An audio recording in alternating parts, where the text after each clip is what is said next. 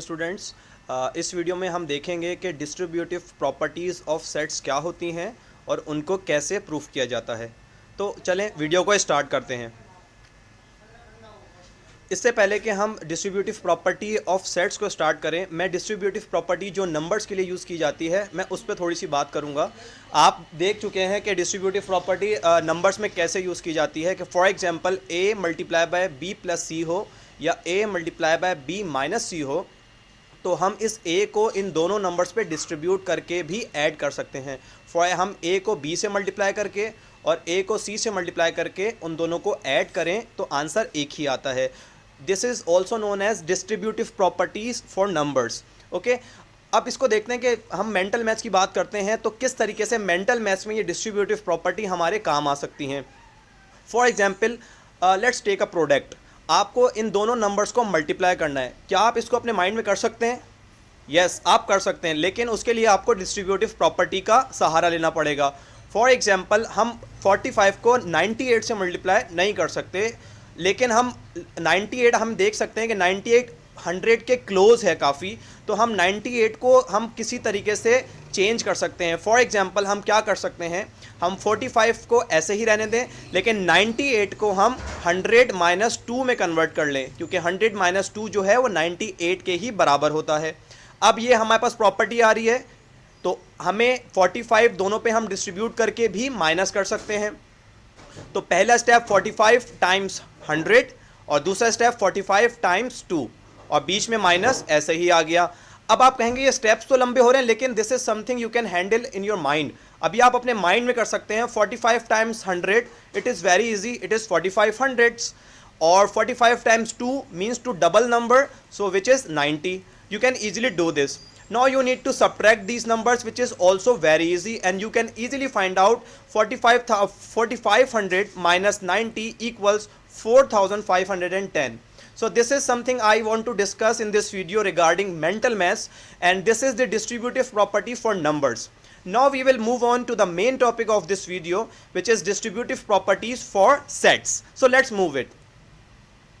Basically, there are two types of distributive properties. First, distributive property of intersection over union, which is something like this.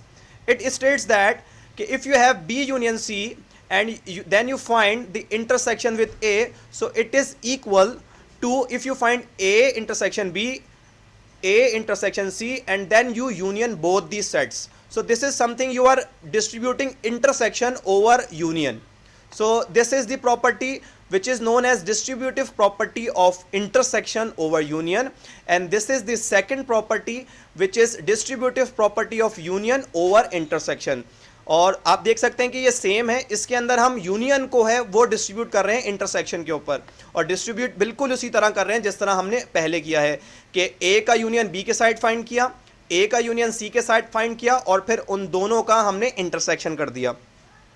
चलें अब देखते हैं कि ये properties ठीक भी हैं या नहीं है। हम प्रॉपर्टी वन बाय वन लेके चलते हैं। हम स्टार्ट कर रहे हैं पहले इस प्रॉपर्टी से, which is distributive property of intersection over union.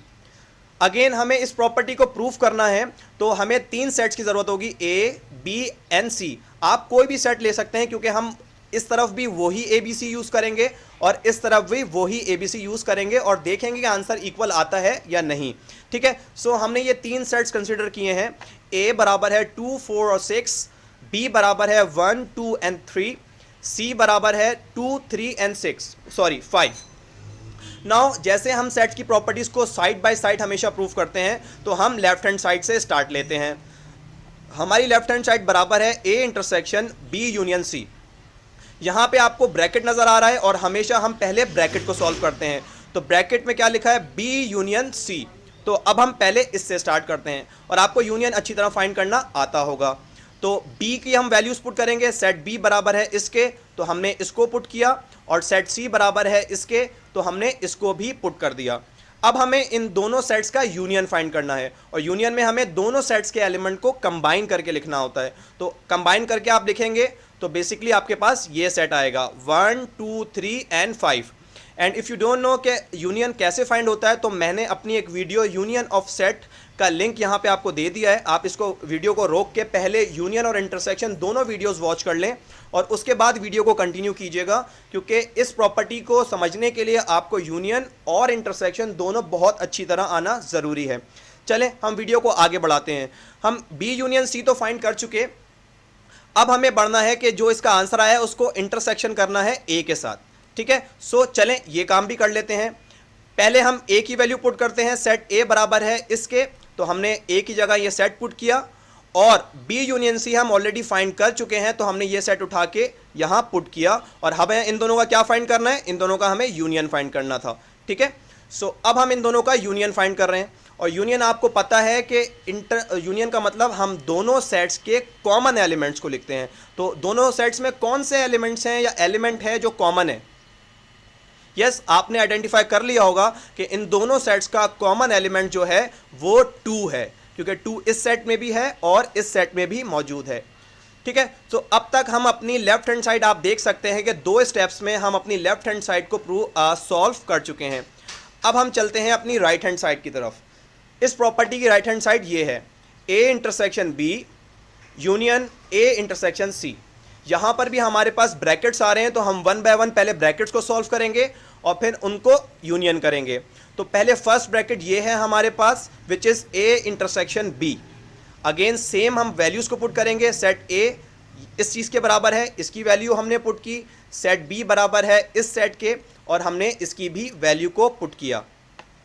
अब हमें इन दोनों सेट्स का इंटरसेक्शन निकालना है, और इंटरसेक्शन का मतलब हम देख चुके हैं कि हमें कॉमन एलिमेंट्स को देखना होता है। तो इन दोनों सेट्स में कॉमन एलिमेंट कौन सा है? Again we can easily identify that the common element of these two set is 2. Okay, so the intersection of A and B is 2. So we have solved the first bracket. Now we have another bracket in this side of property. So now we are moving to this bracket, which is A intersection C. We will solve it the same way we solve this step, and we will put the values. This is set A, so putting its value, and this is set C, so putting its value. Okay, ए और सी के sets हमने put किए। अब हमें इन दोनों का क्या करना है, इंटरसेक्शन। और इंटरसेक्शन का मतलब कि कॉमन एलिमेंट देखना है दोनों में से। So again we can easily identify that 2 is that element which is common in both the sets. So A intersection C is 2. Now we have found A intersection B and A intersection C. हमने ये दोनों को separately find कर लिया है। अब इन दोनों का क्या करना है, हमें यूनियन करना है। ठीक है, सो अब हमें इन दोनों ब्रैकेट्स का यूनियन करना है। तो पहले हम ए इंटरसेक्शन बी की वैल्यू जो सेट है वो पुट किया, फिर हमने ए इंटरसेक्शन सी की जो वैल्यू है उसको पुट किया, और उन दोनों का हमें यूनियन करना है। तो यूनियन का मतलब दोनों सेट्स को मिला के लिखना है। तो दोनों सेट्स में एक ही एलिमेंट है जो कि सेम है, तो वही आंसर हमारा यूनियन का भी आ जाएगा। तो अब आप देख सकते हैं हमने इस प्रॉपर्टी की राइट हैंड साइड को भी कंप्लीटली सॉल्व कर लिया है। ये हमने लेफ्ट हैंड साइड को सॉल्व किया, ये हमने राइट हैंड साइड को सॉल्व किया स्टेप बाय स्टेप। अब हम कंपेयर करेंगे कि क्या ये दोनों के जो सॉल्यूशन आया है, क्या दोनों का सेट सेम आया है। Yes, you can easily identify that कि इन दोनों का आंसर सेम आया है। इसका मतलब है कि हमारी लेफ्ट हैंड साइड बराबर है हमारी राइट हैंड साइड के। इसका मतलब है ये प्रॉपर्टी बिल्कुल ठीक कह रही है कि ये जो चीज़ है इसकी लेफ्ट हैंड साइड ये बिल्कुल बराबर आती है इसकी राइट हैंड साइड के। So this is the property which is known as distributive property of intersection over union. Now अब हम इस वीडियो में आपको distributive property of union over intersection का हम स्टेटमेंट दे रहे हैं, और आई रिकमेंड, मैंने आपको 3 सेट्स भी यहाँ दे दिए हैं। आप इस वीडियो को यहीं पॉज कीजिए और किसी कॉपी में या किसी पीस ऑफ पेपर के ऊपर खुद से इस प्रॉपर्टी को प्रूफ कीजिए, जैसे हमने लास्ट अभी प्रॉपर्टी को किया। जब आप सॉल्व कर चुके हो तो उसके बाद इस वीडियो को दोबारा प्ले करके आप इसके सॉल्यूशन को अपने सॉल्यूशन से मैच कीजिएगा। ठीक है, तो आई होप कि आपने पॉज करके इसको सॉल्व कर लिया होगा। तो अब मैं इसका सॉल्यूशन भी आपको दिखा रहा हूँ। इस प्रॉपर्टी का हमने लेफ्ट हैंड साइड पहले सॉल्व किया है। तो लेफ्ट हैंड साइड में ब्रैकेट आ रहा था बी इंटरसेक्शन सी, तो हमने पहले बी इंटरसेक्शन सी फाइंड किया, और उसके बाद उसका जो आंसर आया उसको ए के साथ हमने यूनियन किया। तो हमारे पास फाइनल आंसर आया 2, 3, 4 एंड 6। आपका आंसर भी उम्मीद है कि यही आया होगा।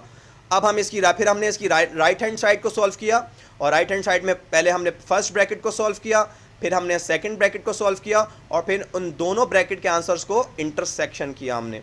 तो हमारे पास आंसर आया 2, 3 and 4। Again we can see कि हमारे लेफ्ट हैंड साइड और राइट हैंड साइड बिल्कुल बराबर आई है और ये प्रॉपर्टी भी इसी तरह प्रूव होती है। So I hope you have understood this. So I would like to show you the both the properties so that you can write it somewhere. तो अब आप ये दोनों प्रॉपर्टीज को कहीं लिख सकते हैं। आपने एक तो मेरे कहने पे distributive property of union over intersection solve किया होगा। अगर आप इसकी मजीद प्रैक्टिस करना चाह रहे हैं तो आप अपनी मर्जी से कोई भी ABC सेट कंसीडर कीजिए और इन दोनों प्रॉपर्टीज़ को सॉल्व कर लीजिए।